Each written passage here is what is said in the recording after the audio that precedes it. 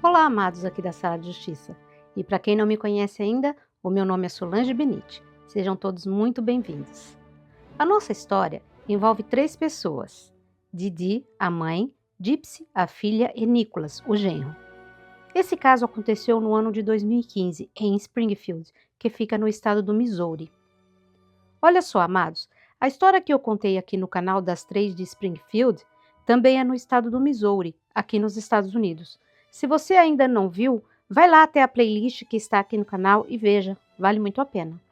Então, vem comigo que no caminho eu te explico. Bora para nossa história. E enquanto isso, na Sala de Justiça, o nosso caso de hoje começa com uma história que, à primeira vista, parece inspiradora. Uma mãe dedicada que luta diariamente pela saúde da filha doente, enfrentando hospitais, cirurgias e diagnósticos devastadores. O nome dela era Claudine Blanchard, porém, carinhosamente chamada de Didi. O apelido Didi surgiu como um diminutivo carinhoso de Claudine. E a filha Gypsy Rose Blanchard. Para o mundo, elas eram um símbolo de amor, sacrifício e superação.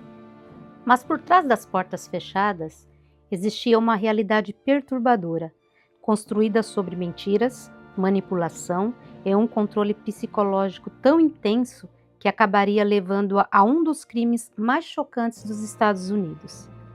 Antes de entender o assassinato, é preciso mergulhar fundo na vida dessas 2 mulheres, porque nada nesse caso é simples, e cada detalhe revela uma verdade ainda mais sombria do que a anterior.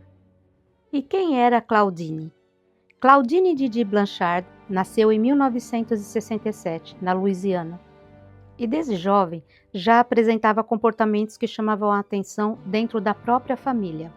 Parentes relatavam que ela tinha um hábito de mentir com frequência, criando histórias exageradas e muitas vezes se colocando como vítima. Alguns membros da família chegaram a suspeitar que Didi poderia ter envenenado a própria madrasta, embora isso nunca tenha sido provado oficialmente. O relacionamento dela com os familiares era extremamente conturbado, marcado por desconfiança, afastamento e conflitos constantes.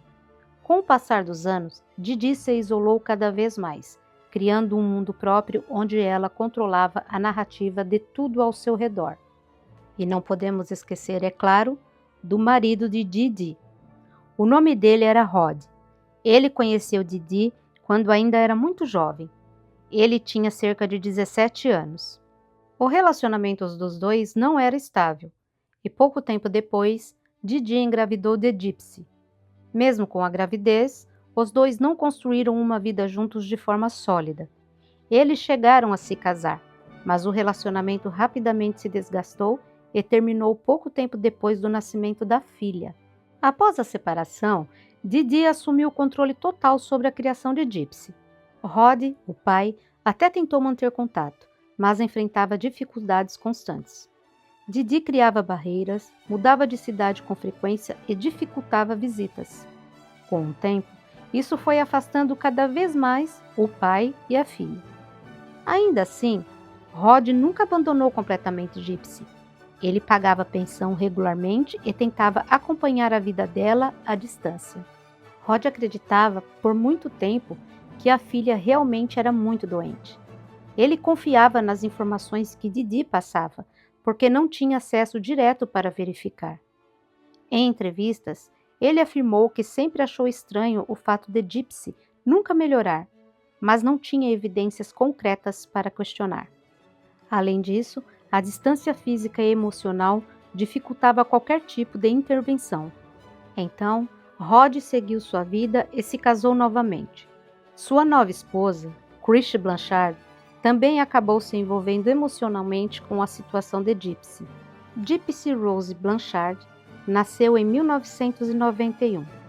Desde os primeiros anos de vida da filha, Didi começou a afirmar que Gypsy sofria de uma série de doenças graves, incluindo leucemia, distrofia muscular, epilepsia e até deficiência intelectual. Ela dizia que a menina precisava de cadeira de rodas, alimentação especial por sonda e uso constante de medicamentos.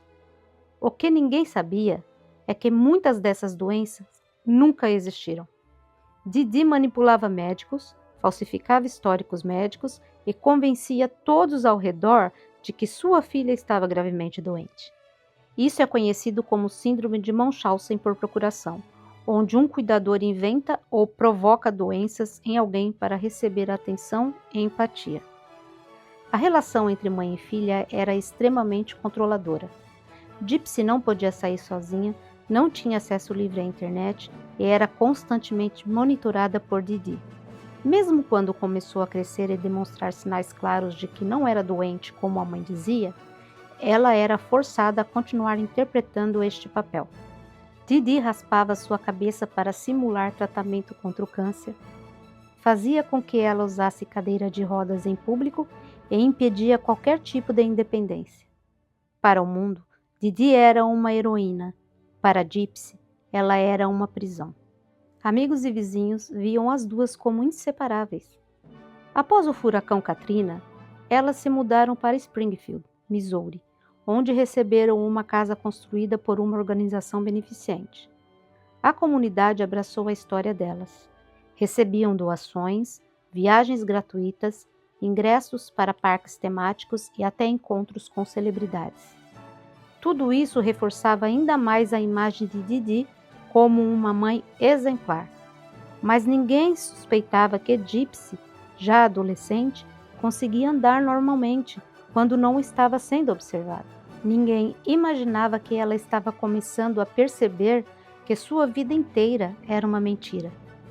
À medida que crescia, Gypsy começou a questionar a própria realidade. Ela tinha acesso limitado à internet, mas encontrou formas escondidas de se conectar com o mundo exterior. O pai de Gypsy e sua esposa Christy, eles tentaram manter algum nível de conexão com Gypsy, mesmo que limitado.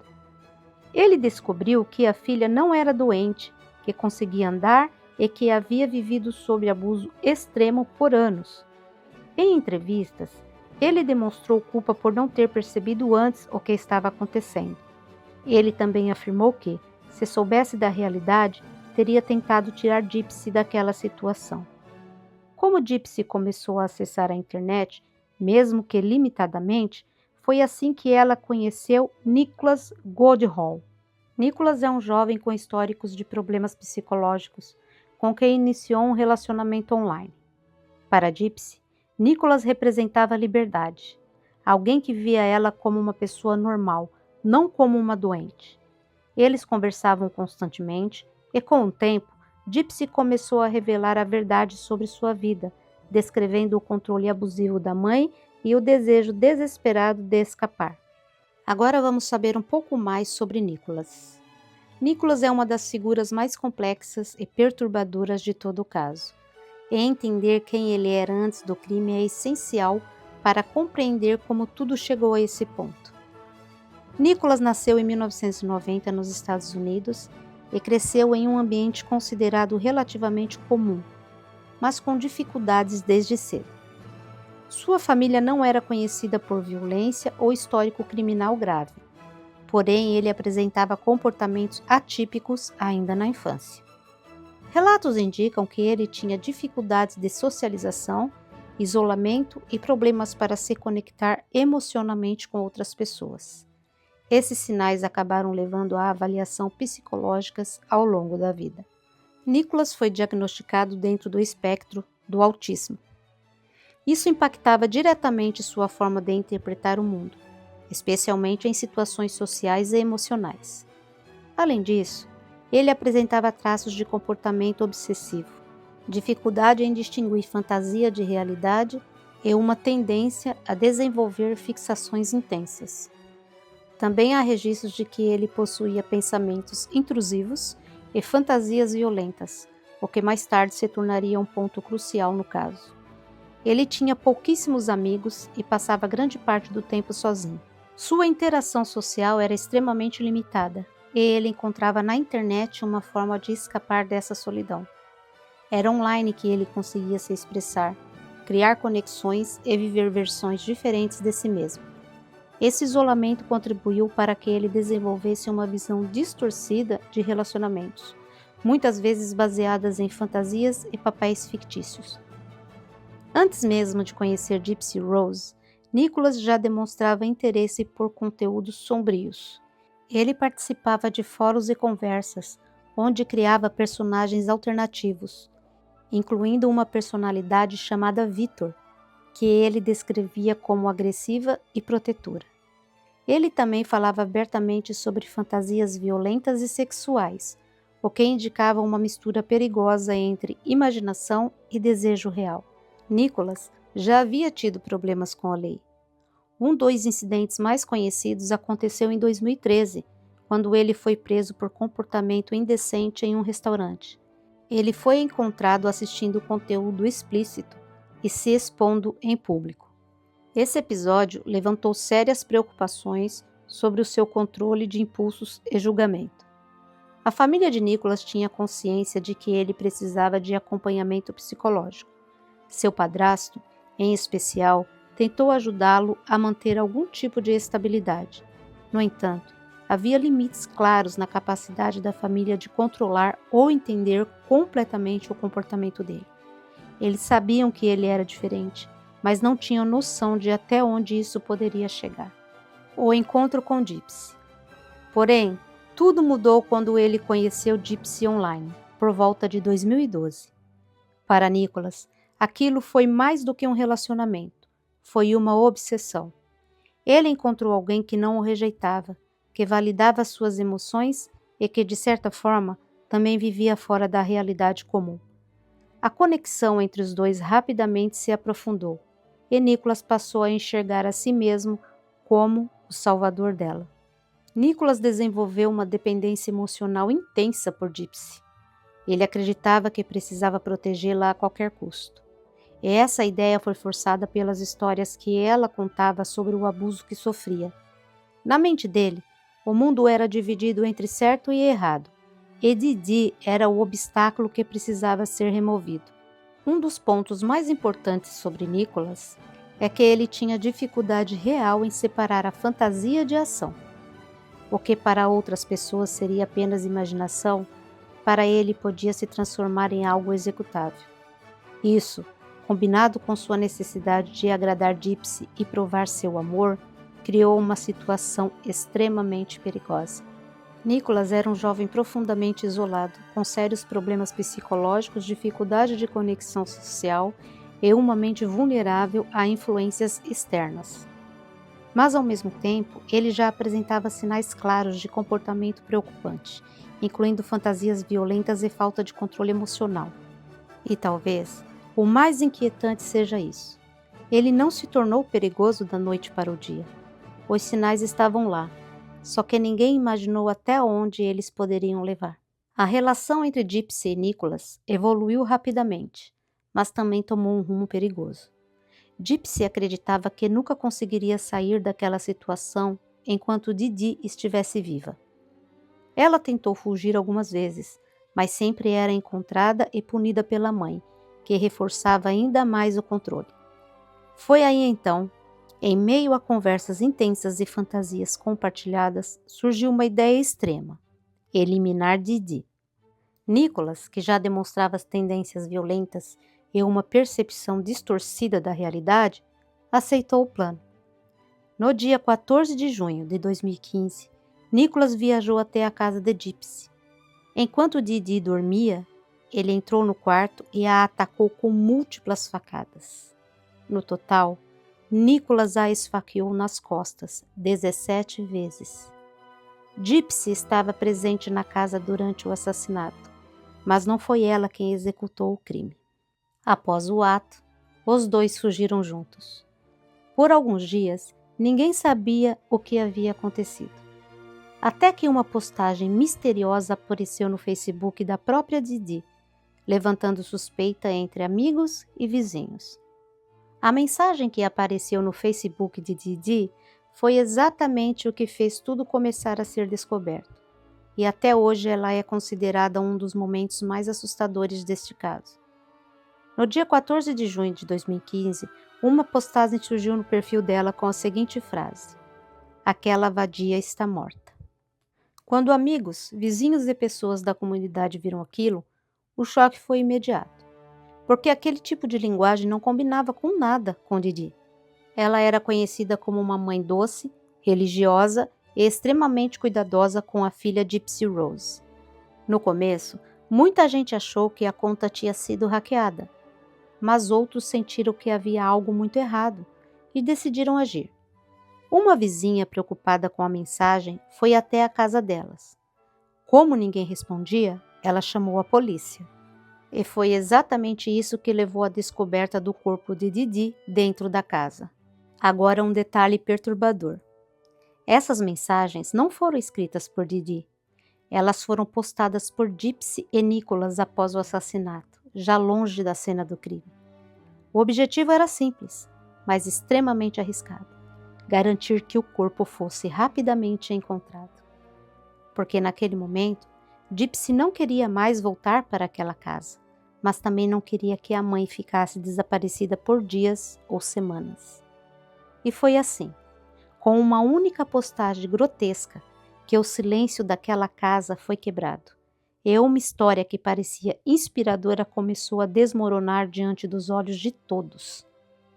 Quando a polícia entrou no quarto de Didi, encontrou o corpo já em estado avançado de decomposição, coberto, abandonado, como se tudo tivesse sido deixado para trás às pressas.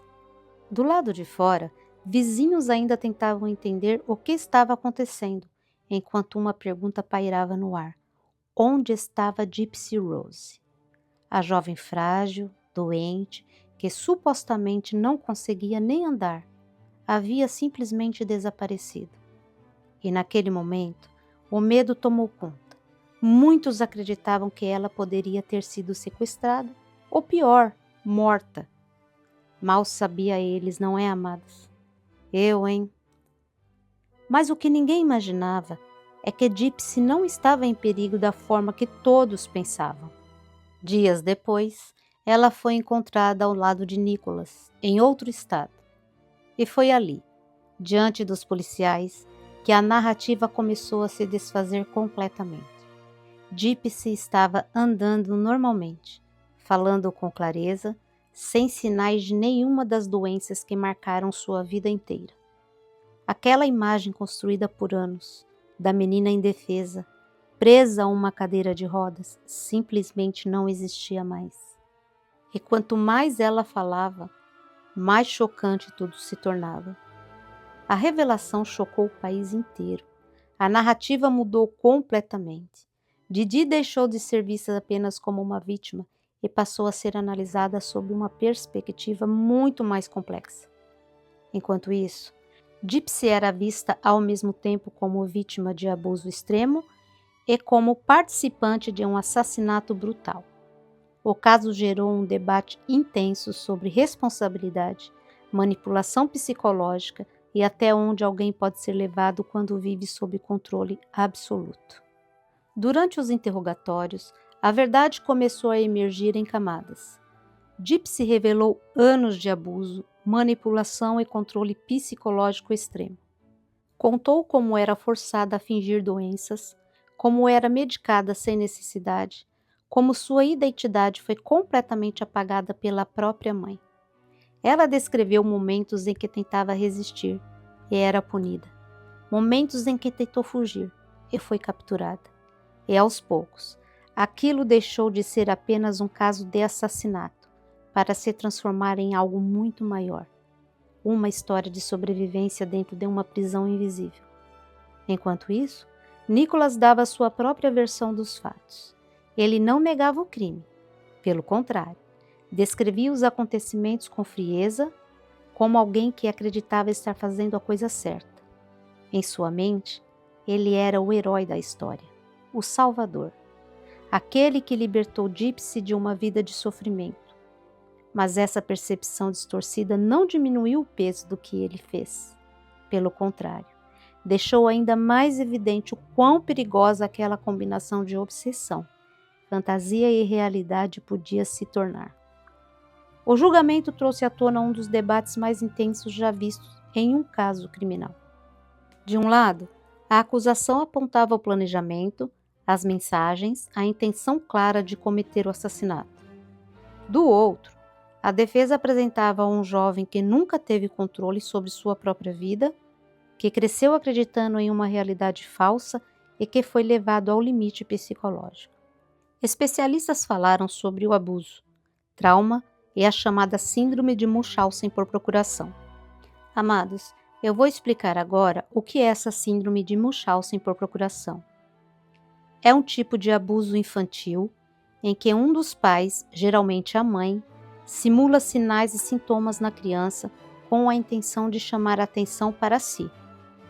Como consequência, a vítima é submetida a repetidas internações e exposição a exames e tratamentos potencialmente perigosos e desnecessários, gerando sequelas psicológicas e físicas, podendo levar à morte. E o público ficou dividido, porque pela primeira vez, muitos não sabiam exatamente de que lado ficar. No fim, as sentenças refletiram essa complexidade. Gypsy foi condenada, mas com uma pena reduzida. O tribunal reconheceu que ela era, ao mesmo tempo, vítima e participante. Já Nicholas recebeu a condenação de prisão perpétua, sendo considerado o executor direto do crime, sem o mesmo histórico de abuso. No julgamento, Nicholas foi condenado por assassinato em primeiro grau, sem direito a pleitear liberdade condicional por 25 anos. Nicholas declarou algum tempo depois da condenação que havia sido manipulado por Gypsy. Ele disse: "Se eu soubesse que era manipulação e não amor, não estaria aqui." Fecha aspas. Ele foi diagnosticado com deficiência intelectual e a ONG Change.org pede a redução de sua pena com base em seu diagnóstico. Já Gypsy Rose teve uma sentença reduzida, sendo condenado por assassinato em segundo grau até 10 anos de prisão. O tribunal reconheceu que ela passou a vida inteira sendo abusada e manipulada pela mãe. Ainda assim, o fato de ter planejado o crime não pode ser ignorado. Ela foi solta em dezembro de 2023. Ela recebeu liberdade condicional antecipada por um bom comportamento. Ela cumpriu somente 8 anos de prisão. Esse ponto é muito discutido, porque a justiça considerou todo o histórico de abuso que ela sofreu antes do crime, o que acabou influenciando na redução do tempo que ela permaneceu presa. No tribunal, durante seu julgamento, Gypsy disse, abre aspas, "Eu não achava que alguém iria acreditar em mim. Eu temia minha mãe mais do que qualquer outra pessoa." Fecha aspas.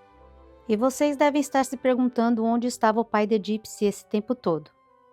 Como eu havia mencionado antes, o pai teve um novo relacionamento, uma nova vida.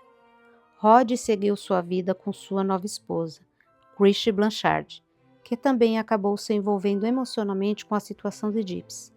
Inclusive, mais tarde, Christy teve um papel importante ao ajudar a revelar detalhes do caso e apoiar Gypsy após a prisão. Diferente de Didi, eles tentaram manter algum nível de conexão com Gypsy, mesmo que limitado. Quando o assassinato de Didi aconteceu e toda a verdade veio à tona, Rod ficou completamente chocado. Ele descobriu que a filha não era doente, que conseguia andar e que havia vivido sob abuso extremo por anos. Em entrevistas, ele demonstrou culpa por não ter percebido antes o que estava acontecendo. Ele também afirmou que, se soubesse da realidade, teria tentado tirar Gypsy daquela situação. Mesmo após tudo o que aconteceu, Rod não abandonou a filha. Pelo contrário, ele passou a apoiá-la mais diretamente. Durante o período que Gypsy esteve presa, ele manteve contato, visitou e tentou reconstruir o relacionamento que foi perdido ao longo dos anos. Ele reconhece que não esteve presente como gostaria, mas demonstra esforço em fazer parte da vida dela agora. Diferente de Didi, Rod não é visto como alguém manipulador ou abusivo. No entanto, sua ausência, mesmo que em grande parte causada por Didi, acabou contribuindo para o isolamento total de Gypsy. Esse é um dos pontos mais debatidos. Até que ponto ele poderia ter feito mais? A história de Rod Blanchard não é sobre a maldade, é sobre distância, falta de informação e talvez uma confiança que acabou custando caro. Porque no fim, enquanto o mundo via uma mãe heroína, O pai estava longe demais para perceber que a própria filha estava presa em uma mentira. Meus amados, antes de qualquer julgamento, você precisa entender uma coisa. Essa não é apenas uma história de assassinato. É uma história sobre controle absoluto, manipulação psicológica e uma vida inteira construída em cima de mentiras. O caso de Didi Blanchard e Gypsy Rose Blanchard não começa com sangue, começa com uma infância roubada. E quanto mais você mergulha nessa história, mais difícil fica separar vítima de culpado. Porque aqui, ninguém sai completamente inocente, e ninguém é exatamente o que parece ser. Didi cresceu em uma família onde já era vista como alguém problemática. Parentes descrevem uma jovem manipuladora, que mentia com facilidade e criava histórias dramáticas para chamar a atenção. O relacionamento com o pai e a madrasta era extremamente tenso, e após a morte da madrasta, surgiram suspeitas dentro da própria família de que Didi poderia ter tido envolvimento, embora nunca tenha sido investigado oficialmente. Aos poucos, ela se afastou completamente dos familiares, rompendo laços e criando uma nova vida onde poderia controlar tudo, sem interferência. Quando Gypsy nasceu, o pai, Rod Blanchard, ainda tentou manter contato, mas Didi rapidamente assumiu o controle total sobre a filha e começou a afastar qualquer pessoa que pudesse questionar a sua narrativa. Rod relatou que sempre desconfiou das condições médicas da filha, mas Didi dificultava visitas, mudava de endereço com frequência e criava barreiras emocionais para impedir qualquer aproximação. Com o tempo, ele acabou ficando distante, e Gypsy cresceu praticamente sem contato com o próprio pai. Desde muito cedo, Gypsy foi ensinada a acreditar que estava doente. Didi dizia que ela tinha problemas graves de saúde, e isso incluía desde doenças reais, como pequenas condições tratáveis, até diagnósticos completamente inventados. Médicos começaram a perceber inconsistências, mas Didi sempre encontrava uma forma de trocar de profissional antes que suspeitas mais sérias surgissem. Ela falsificava documentos, alterava datas e até mentia sobre a idade de Gypsy, mantendo-a sempre mais jovem do que realmente era para reforçar a imagem de fragilidade. A dinâmica entre mãe e filha era extremamente complexa. Em público, Didi demonstrava carinho, cuidado, dedicação extrema. Em casa, o cenário era diferente. Gypsy era punida quando questionava a mãe, ameaçada e até fisicamente contida em alguns momentos. Didi controlava tudo: o que ela comia, com quem falava, quando dormia e até como se comportava diante de outras pessoas. Era um nível de controle que eliminava completamente a identidade de Gypsy como indivíduo. Mesmo assim, havia momentos em que Gypsy percebia que algo estava errado. Ela sabia que conseguia andar, sabia que não precisava de cadeira de rodas, e com o passar do tempo, começou a perceber que sua vida não era normal. Um dos momentos mais marcantes foi quando ela tentou fugir com um homem que conhecia online. Didi encontrou Gypsy, a trouxe de volta para casa e a puniu severamente, quebrando o computador da filha e reforçando ainda mais o isolamento. Foi então que surge Nicholas. Diferente de qualquer outra pessoa na vida de Gypsy, ele não conhecia a versão doente dela. Ele conhecia a verdade. Nicholas tinha um histórico complicado, com diagnósticos relacionados ao espectro autista e com comportamento social instável. Ele também apresentava fantasias violentas e uma percepção distorcida de relacionamentos. Ainda assim, para Gypsy, ele representava algo que ela nunca teve: escolha. A relação entre os dois rapidamente se intensificou. Eles criaram uma conexão baseada em segredos, fantasias e um desejo em comum: ficar juntos, custe o que custar. Gypsy começou a compartilhar detalhes do abuso que sofria, descrevendo a mãe como alguém que controlava cada aspecto da sua vida. Nicholas, por sua vez, começou a alimentar ideias de proteção, mas essa proteção tomou um rumo sombrio. Ele acreditava que precisava salvar Gypsy, e na mente dele, isso significava eliminar Didi. O plano não surgiu de um dia para o outro. Foram semanas de conversas, planejamentos e validação mútua. Gypsy chegou a considerar outras formas de escapar, mas sempre concluía que Didi encontraria um jeito de trazê-la de volta. A ideia do assassinato passou a parecer, para ela, a única saída possível. E quanto mais falavam sobre isso, mais real o plano se tornava. Era como se ambos estivessem presos em uma bolha onde aquela decisão fazia sentido. Na noite do crime, tudo aconteceu de forma fria e direta. Gypsy deixou a porta destrancada. Nicholas entrou silenciosamente enquanto Didi dormia. Armado com uma faca, ele caminhou até o quarto e a atacou sem hesitação. Didi foi esfaqueada múltiplas vezes, sem chance de defesa. Enquanto isso, Gypsy se escondia no banheiro, cobrindo os ouvidos. Ela sabia exatamente o que estava acontecendo e não fez nada para impedir. Após o assassinato, o comportamento dos dois foi ainda mais chocante. Eles fugiram juntos, como se estivessem finalmente livres.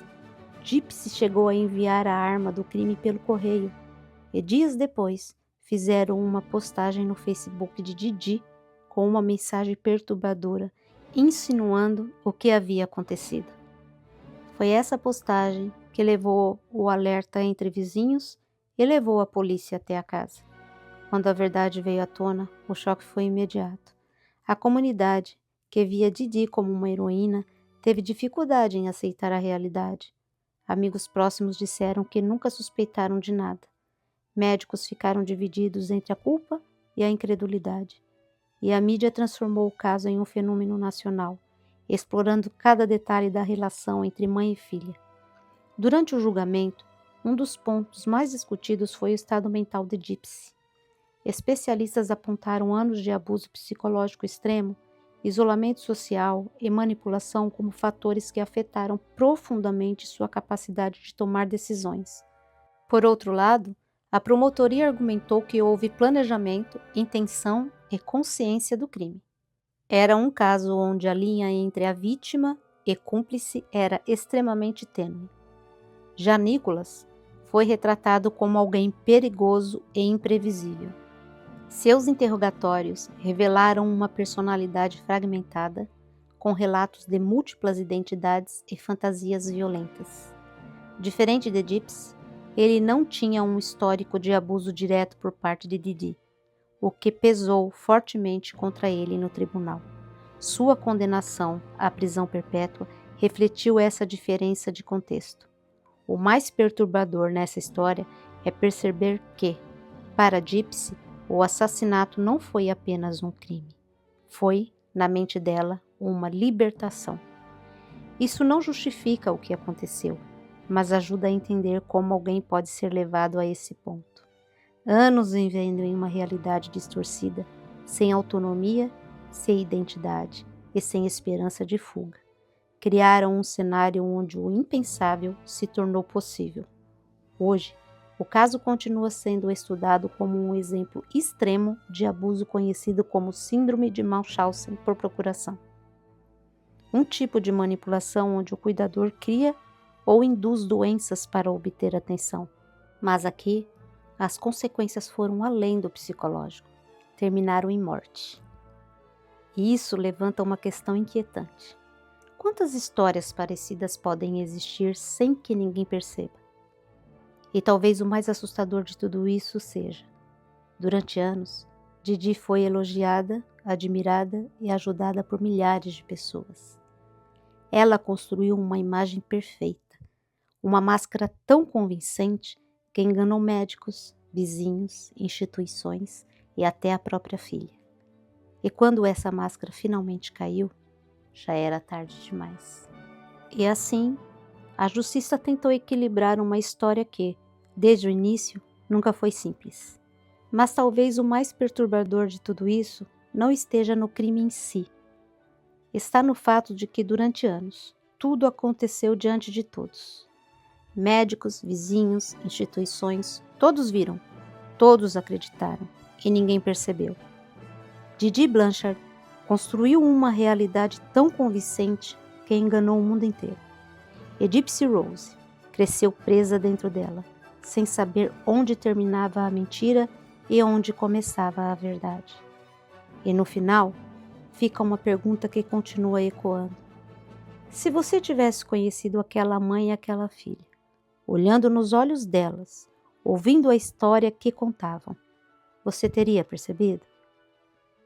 Ou também teria acreditado, até ser tarde demais? Fica essa pergunta para você refletir e deixar nos comentários. Hoje, o caso de Didi e Gypsy Rose Blanchard é lembrado como um dos exemplos mais perturbadores de abuso psicológico e manipulação já registrados. Uma história que começou com uma imagem de amor incondicional, mas que, na verdade, escondia anos de controle, mentira e sofrimento.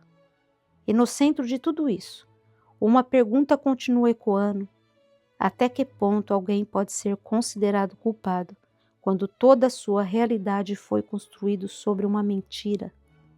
Amados, para mim, os dois são igualmente culpados, pois se ela não tivesse planejado e pedido para ele executar, ele não teria matado a mãe dela. A pena dela foi pouca. Ela deveria ter pegado perpétua e sem direito à liberdade condicional. E para quem gosta de documentários, minisséries e filmes, vou dar aqui algumas dicas para vocês. O caso foi retratado pela HBO no documentário de 2017, Mom, Dad and the Arrest. Em 2018, foi lançado o documentário Gypsy's Revenge. E em 2020, foi lançado o filme Fuja. O título original é Run, que trata da síndrome de Munchausen por procuração, com características muito semelhantes às de Didi. É isso.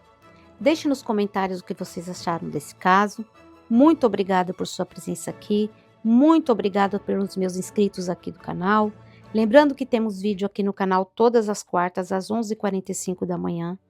Se você se interessa por histórias de crimes reais, se inscreva no canal, ative o sininho, deixe o seu like, compartilhe para mais pessoas, porque isso me ajuda muito.